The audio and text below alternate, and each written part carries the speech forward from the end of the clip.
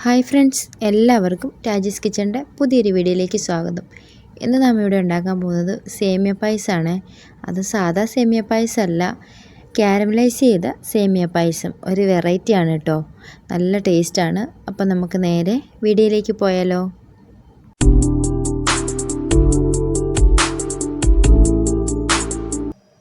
അപ്പോൾ നമുക്ക് ആദ്യം തന്നെ സേമിയ പായസത്തിലിടാൻ വേണ്ടിയിട്ട് കാഷ്നട്ടും അതുപോലെ തന്നെ ഉണക്കമുന്തിരി ഒന്ന് വറുത്തെടുക്കുക. അതിന് വേണ്ടിയിട്ട് ഞാൻ 1 ടേബിൾ സ്പൂൺ നെയ്യ് ഒഴിച്ച് കൊടുക്കുന്നുണ്ട്. അത് ഞാൻ ആ പാനിൻ്റെ ചുറ്റിനും ഒന്ന് ആക്കിയിട്ടുണ്ട്, കാരണം നമുക്ക് ആ സേമിയയും കൂടെ ഒന്ന് വറുത്തെടുക്കണം. അതുകൊണ്ട് തന്നെ ആ പാനിൽ ഫുള്ള് ഞാൻ തേച്ച് കൊടുക്കുന്നുണ്ട്. ഇനി നമുക്ക് ആദ്യം തന്നെ ഉണക്കമുന്തിരി ഇട്ട് വറുത്തെടുക്കാം കേട്ടോ. അപ്പോൾ നിങ്ങളുടെ കയ്യിൽ ആവശ്യമുള്ളതുപോലെ എടുത്താൽ മതി, ഇതിന് പ്രത്യേകിച്ച് ക്വാണ്ടിറ്റി ഒന്നുമില്ല. അപ്പോൾ നിങ്ങളുടെ കയ്യിൽ എത്രമാത്രം ഉണ്ടോ അതനുസരിച്ച് എടുത്തിട്ടാൽ മതി കേട്ടോ. അപ്പം ഞാനിവിടെ മുന്തിരി എല്ലാം ഒന്ന് വറുത്ത് കോരുന്നുണ്ട്. ഇനി നമുക്ക് കാഷ്നട്ട് കൂടെ ഒന്ന് വറുത്ത് കോരി എടുക്കാം കേട്ടോ. ഞാൻ ആദ്യമായിട്ടാണ് കേട്ടോ ഇങ്ങനൊരു സേമിയ പായസം ഉണ്ടാക്കുന്നത്.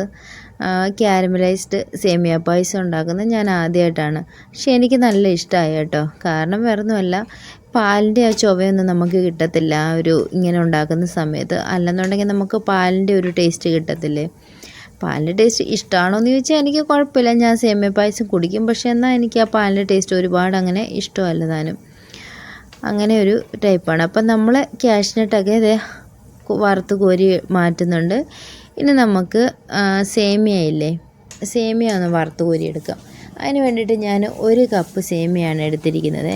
അത് നെയ്യ് ആയതുകൊണ്ട് തന്നെ ഞാൻ അതിനകത്ത് നെയ്യ് കുറയ്ക്കാൻ നിന്നില്ല, ഫുള്ള് നെയ്ക്കകത്ത് തന്നെ ഇട്ട് ഒന്ന് വറുത്ത് കോരുന്നുണ്ട് കേട്ടോ. അപ്പോൾ നമുക്ക് നല്ലവണ്ണം ഒന്ന് വറുത്ത് കോരാവേ. അപ്പോൾ തീ അധികമായിരുന്നു, അതുകൊണ്ട് കരിഞ്ഞു പോയിട്ടില്ല, എന്നാലും നല്ലവണ്ണം ഒന്ന് മൂത്തിട്ടുണ്ട് കേട്ടോ. പക്ഷേ കുഴപ്പമില്ലായിരുന്നു. അപ്പോൾ ഇതാ നമ്മുടെ സേമിയയും എല്ലാം വറുത്ത് കോരുന്നുണ്ട്.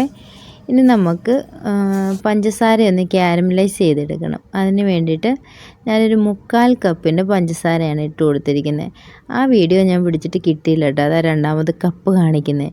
അപ്പം 3/4 കപ്പ് പഞ്ചസാര ഇട്ട് കൊടുത്തിട്ടുണ്ട്. ഇത് നമുക്ക് പ്രത്യേകിച്ച് ഇളക്കി കൊടുക്കുകയൊന്നും വേണ്ട. ഇതുപോലെ നമ്മൾ പാലിലിട്ട് ജസ്റ്റ് ഒന്നിങ്ങനെ കുലുക്കി കൊടുത്താൽ മതി കേട്ടോ. അപ്പം നമ്മുടെ പഞ്ചസാരയെല്ലാം ഇത് കണ്ടോ നല്ലവണ്ണം അലുത്ത് വന്നിട്ടുണ്ട്. പിന്നെ ഇളക്കിയൊന്നും ഞാൻ കൊടുത്തിട്ടില്ല, അങ്ങനെ തന്നെയാണ് വെച്ചിട്ടാണ് അത് അലുത്ത് വന്നിരിക്കുന്നത് കേട്ടോ. ഇപ്പോൾ ഈ ഒരു സമയം ആകുമ്പോഴത്തേനും ഞാനൊരു തവിയിട്ടൊന്ന് ജസ്റ്റ് ഒന്ന് മിക്സ് ചെയ്യുന്നുണ്ട്, കാരണം കുറച്ച് പഞ്ചസാരയും കൂടെ അതിനകത്ത് അലുക്കാൻ കിടപ്പുണ്ട് കേട്ടോ. അതുകൊണ്ടാണ്. അപ്പോൾ ഈ ഒരു സമയത്ത് ഞാൻ ലോ ഫ്ലെയിമിലാണ് വെച്ചിരിക്കുന്നത്. അല്ലെന്നുണ്ടെങ്കിൽ പെട്ടെന്ന് തന്നെ അങ്ങ് കരിഞ്ഞു പോകും, ഡാർക്ക് കളറാവുകയും ചെയ്യും. അപ്പോൾ ഇതുണ്ട് ഏകദേശം നല്ലവണ്ണം ഒന്ന് അലുത്ത് വന്നിട്ടുണ്ട്. ഒരുപാട് ഡാർക്ക് കളറായി കഴിഞ്ഞാൽ നമുക്ക് കഴിക്കും കേട്ടോ. അപ്പോൾ ഈ ഒരു പരുവാകുന്ന സമയത്ത് നമുക്ക് ഞാൻ 1 കപ്പ് പാൽ, ഏകദേശം 300 ml ഉണ്ടായിരുന്നു. അപ്പോൾ ആ പാൽ ഞാൻ എടുത്ത് വെച്ചിട്ടുണ്ട്. ആ പാൽ ഞാൻ ഒഴിച്ച് കൊടുക്കുന്നുണ്ട് കേട്ടോ. നല്ല തിളപ്പിച്ച പാലാണ്, പക്ഷെ എന്നാലും ആ പാൽ ഒഴിച്ചു കഴിഞ്ഞപ്പോഴത്തേനും ആ ശർക്കരയാണെന്നുണ്ടെങ്കിൽ ആ പഞ്ചസാര കാരമലൈസ് ചെയ്തില്ലേ, അതങ്ങ് കട്ടയായി കേട്ടോ. അപ്പോൾ കട്ട പിടിച്ചിട്ടുണ്ട്, അത് കുഴപ്പമില്ല. ഞാൻ ആ തവി കൊണ്ട് ജസ്റ്റ് ഒന്ന് ഇളക്കി കൊടുക്കുന്നുണ്ട്. ആ പാല് വീണ്ടും നല്ലവണ്ണം ഒന്ന് തിളച്ച് കഴിയുമ്പോഴത്തേനും ആ കട്ടയെല്ലാം നല്ലവണ്ണം ഒന്ന് അലുത്ത് വരും കേട്ടോ.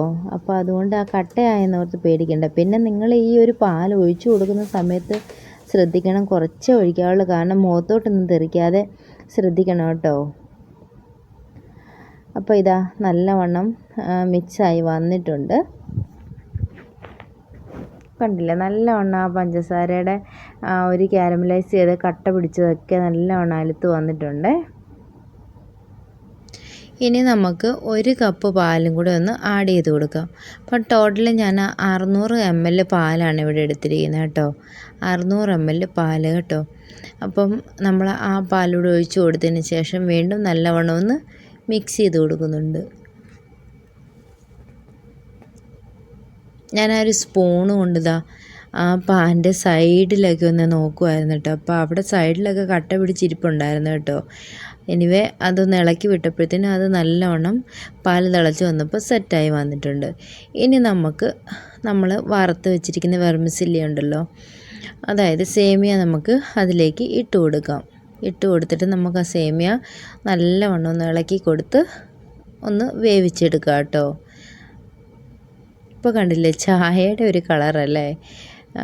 ഞങ്ങളുടെ ഇവിടെ ഒരു സിസ്റ്റർ വന്നിട്ട് എന്നോട് ചോദിക്കുക, നീ എന്ത് ചായക്കകത്താണോ സേമിയ ഉണ്ടാക്കുന്നതെന്ന്. അപ്പം ഞാൻ പറഞ്ഞല്ല, ഞാൻ ക്യാരമലൈസ് ചെയ്തിട്ടാണ് ഉണ്ടാക്കുന്നതെന്ന് പറഞ്ഞു. പക്ഷേ ഞാനത് ഉണ്ടാക്കി കഴിഞ്ഞപ്പോൾ അവർക്കും കൊടുത്ത് അവർക്ക് ഒരുപാട് ഇഷ്ടമായി കേട്ടോ. അപ്പോൾ ഇതാ നമ്മുടെ സേമിയൊക്കെ ഏകദേശം നല്ലവണ്ണം തന്നെ വെന്ത് വരുന്നുണ്ട്. അപ്പോൾ അതിനുള്ളിൽ കിടന്ന് നല്ലോണം തന്നെ വേവണം കേട്ടോ. ഈ ഒരു സമയത്ത് ഞാൻ 1 ടേബിൾ സ്പൂൺ പഞ്ചസാരയിൽ ഒരു ചെറിയൊരു കഷ്ണം ചുക്കും അതുപോലെ ഒരു 4 ഏലക്കയുടെ കുരുവും അതുപോലെ തന്നെ 1 ടീസ്പൂൺ ജീരകമില്ലേ, സാദാ ജീരകം, അതെല്ലാം കൂടി പൊടിച്ചു വെച്ചിട്ടുണ്ടായിരുന്നു. അപ്പോൾ അതാണ് ഞാനിപ്പം ഇട്ട് കൊടുത്തിരിക്കുന്നത് കേട്ടോ. അതായത് ചുക്കും ഏലക്കയും ജീരകവും ഇത് 3 കൂടെ പൊടിച്ചു വെച്ചതാണ് ഞാനിപ്പം ഇട്ട് കൊടുത്തിരിക്കുന്നത്. അതുകൂടി ഇട്ട് കഴിഞ്ഞപ്പോൾ ഒരു നല്ല സ്മെല്ല് വരുന്നുണ്ടായിരുന്നു കേട്ടോ. ഏലക്കയുടെയും ചുക്കിൻ്റെയൊക്കെ നല്ലൊരു സ്മെല്ല് വരുന്നുണ്ടായിരുന്നു. ഇപ്പം ഇത് കണ്ടില്ലേ, നല്ല സെറ്റായിട്ട് തന്നെ വരുന്നുണ്ട് കേട്ടോ.